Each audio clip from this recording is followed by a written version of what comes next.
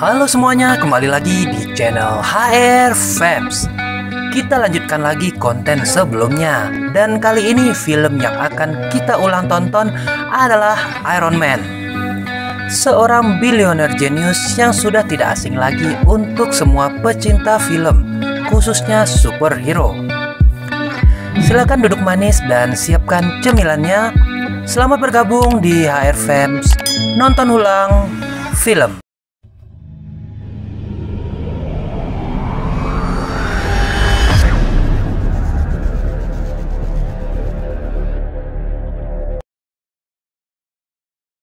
Film ini dirilis pada tahun 2008 dan disutradarai oleh Jon Favreau yang sekaligus ikut ambil peran sebagai Happy Hogan. Dibintangi oleh Robert Downey Jr. sebagai Tony Stark alias Iron Man, Terrence Howard sebagai James Rhodes, Gwyneth Paltrow sebagai Pepper Potts, dan Jeff Bridges sebagai Obadiah Stane. Dan ini salah satu film origin superhero favorit dan terbaik menurut HR Fams. Cukup pengenalannya dan kita mulai Noof kali ini. Film diawali dengan konvoi militer Amerika Serikat di Afghanistan, di mana Tony Stark bersama mereka setelah peluncuran senjata terbarunya. Tony Stark sendiri adalah pewaris tunggal dari perusahaan Stark Industries milik ayahnya Howard Stark. Dalam perjalanan mereka diserang oleh kelompok teroris Afghanistan, di mana Tony mencoba untuk kabur dan mencari bantuan, malah terkena rudal yang ternyata buatan perusahaan miliknya dan membuat Tony terluka, terutama di bagian dada. Tony berhasil ditangkap. Kelompok teroris yang menangkap Tony tersebut bernama Ten Rings. Scene selanjutnya kita dibawa mundur 36 jam sebelum kejadian di awal film tersebut. Di sebuah acara penghargaan militer untuk Tony, terlihat James Rhodes yang sekaligus sahabat Tony memberi sebuah sambutan dan bangga telah bekerja sama dengan Tony. Sayangnya Tony tidak hadir di acara tersebut dan digantikan oleh rekan ayahnya, yaitu Obadiah Stane. Obadiah Stane saat ini juga merupakan rekan dari Tony Stark di perusahaannya.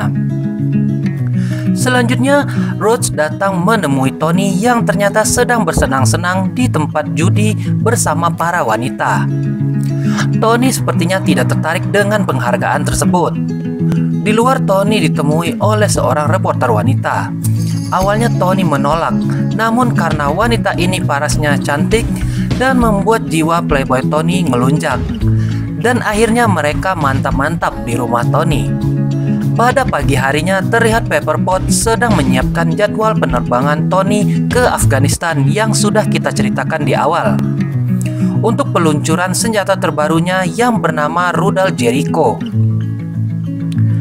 Dan kita kembali ke awal film saat Tony diculik oleh kelompok teroris Ten Rings tersebut. Tony Stark yang terluka parah dibedah oleh seorang dokter bernama Yinsen yang juga tawanan Ten Rings.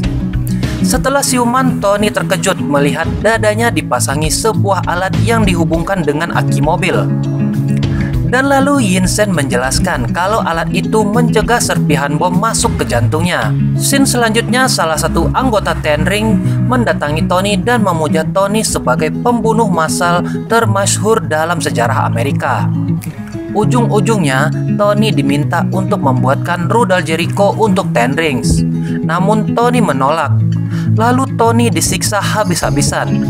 Setelahnya Tony kembali diminta untuk membuat rudal Jericho dengan imbalan Tony akan dibebaskan setelah rudal tersebut selesai.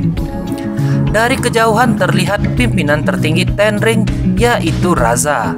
Tony lalu mengatakan tidak akan pernah membuatkan rudal tersebut, tetapi diartikan oleh Yinsen kalau Tony mau membuatkan rudal Jericho tersebut. Akhirnya Tony dan Yinsen memulai sebuah sketsa yang awalnya dikira Yinsen sebagai rudal Jericho, yang ternyata adalah sketsa saat digabungkan terlihat seperti armor besi yang kita kenal dengan nama Mark I. Tony lalu memperbaiki alat yang berada di dadanya dan membuat sebuah reaktor agar tidak perlu untuk menggunakan aki mobil lagi. Setelah armor besi tersebut hampir selesai, Raza pimpinan Ten Ring di sini mendatangi Tony karena curiga bentuk rudal yang tidak sesuai dengan gambar sebelumnya. Tony meyakinkan Raza kalau ia sedang membuat dan membutuhkan Yinsen. Tiba saatnya Tony menggunakan Mark I.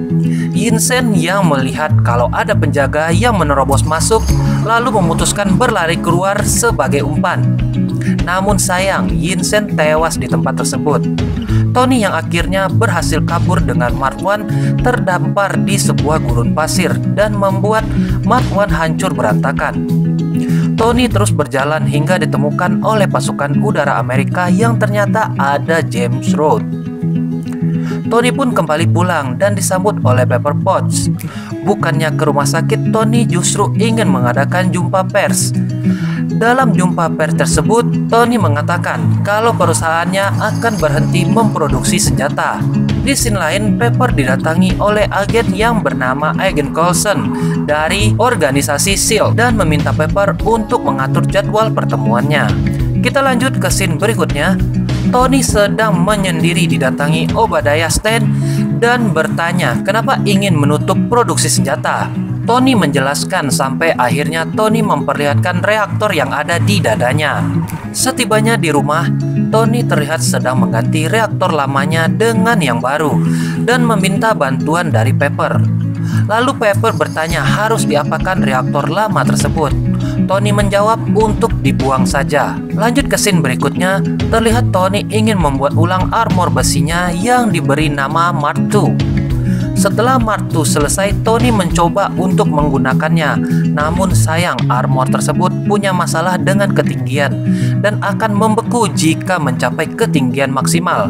Sesampainya di bawah rumah, Tony melihat bingkisan dari Pepper yang berisikan reaktor lamanya dan diberi tulisan Tony Stark punya hati. Tony tersenyum melihatnya. Akhirnya Tony mengupdate kembali armornya yang diberi lapisan emas titanium. Konsepnya diberikan ke Jarvis, program komputer pintar milik Tony. Tanpa sengaja Tony melihat acara di TV yang seharusnya ada dia di sana dan bertanya kepada Jarvis, apakah kita diundang? Setelah desain selesai, Jarvis memperlihatkan desain warna emas dari armor barunya. Tony terlihat kurang sreg dengan warnanya dan menyuruh Jarvis menambahkan warna merah pada armornya. Lalu Tony segera pergi ke acara yang ia lihat di TV tadi dan membuat Obadiah terkejut akan kehadirannya. Tony akhirnya bertemu dengan agen Coulson di sana. Tapi Tony justru tidak fokus karena melihat penampilan Pepper yang sangat berbeda dari biasanya. Setelah itu Tony pun kembali bertemu dengan reporter wanita sebelumnya dan meminta pertanggungjawaban kepada Tony kalau ia sudah mengirimkan rudal Jericho ke Ten Rings di Afghanistan. Karena sebelumnya Tony sudah mengumumkan kalau dia akan berhenti memproduksi senjata dan bertanya kepada Obi, tapi malah terlihat sangat cuek dengan hal tersebut. Tony yang marah sambil menyelesaikan Mark III-nya melihat berita di TV tentang penderitaan rakyat di Gulmira, Afghanistan oleh pasukan Ten Rings. Setelah Mark III selesai, Tony terbang dengan Mark III ke Afghanistan dengan tujuan membebaskan rakyat Gulmira dari Ten Rings serta menghancurkan segala senjata buatan perusahaannya. Saat perjalanan pulang, Tony justru dikira musuh oleh pasukan udara Amerika dan menembaki Tony. Terlihat James Root yang juga melihat hal tersebut dan menelpon Tony apakah itu alat miliknya. Awalnya Tony tidak mengakui dan pada akhirnya ia mengatakan pada Root kalau itu adalah dirinya sendiri yang menggunakan armor besi. Sementara itu, Raza mengundang Obadiah untuk melihat apa yang ia temukan di gurun pasir yang adalah Mark I buatan Tony. Rupanya Obadiah Stane lah dalang dari penculikan Tony oleh kelompok Ten Rings. Raza yang dibuat lumpuh oleh Obi dengan alat terlarang buatan Tony mengambil armor tersebut dan membuat duplikatnya yang nantinya kita kenal sebagai Ironmonger. Di rumah Tony, dia meminta Pepper untuk meretas server utama dan mengkopi seluruh data Stark Industries yang bisa melacak aktivitas ilegal yang dilakukan oleh Obadiah. Sempat terjadi penolakan dari Pepper, tapi akhirnya setelah mendengar penjelasan Tony, Pepper pun mau membantu Tony dan segera berangkat ke Star Industry. Dan Pepper pun menemukan bukti kalau Obadiah lah dalang dari penculikan Tony serta menemukan armor buatan Obadiah. Obadiah pun datang, tapi Pepper berhasil mengambil semua data dan bertemu agen Coulson di luar. Sementara Obi mendesak seluruh ilmuannya untuk segera menyelesaikan armor Ironmonger-nya.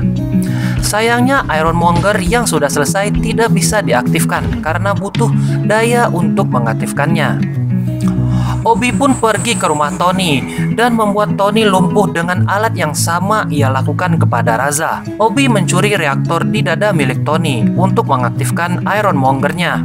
Untungnya masih ada reaktor lama yang disimpan oleh Pepper sebelumnya. Karena khawatir, Rhodes pun datang ke rumah Tony dan melihat Tony tergeletak di lantai. Tony yang masih belum stabil berkata pada Rhodes kalau Pepper dalam bahaya. Tony segera memakai armor Mark III-nya di depan Rhodes dan langsung menuju lokasi tempat Pepper ingin menangkap Obadiah bersama para agen SEAL. Rhodes yang kagum melihat armor Mark II Tony, tapi ia berkata lain kali, yang nantinya Rhodes akan menjadi War Machine di Iron Man kedua. Akhirnya Tony pun datang ke tempat Pepper dan terjadilah pertarungan kedua armor milik Tony melawan armor milik Obadiah. Sempat kewalahan, akhirnya Tony berhasil mengalahkan Ironmonger dan membuat Obadiah tewas. Sebelum film selesai, Tony mengadakan jumpa pers untuk menjelaskan apa yang sudah terjadi. Bukannya berbicara sesuai dengan teks yang sudah disediakan, Tony justru mengakui kalau dirinya adalah Iron Man. Dan film pun selesai. Dalam credit scene, Nick Fury menemui Tony dan berkata kalau dia bukanlah satu-satunya superhero di dunia ini, yang nantinya dirinya akan membentuk The Avengers. Sekian dulu video kita kali ini. HR Fam pamit and see you next video.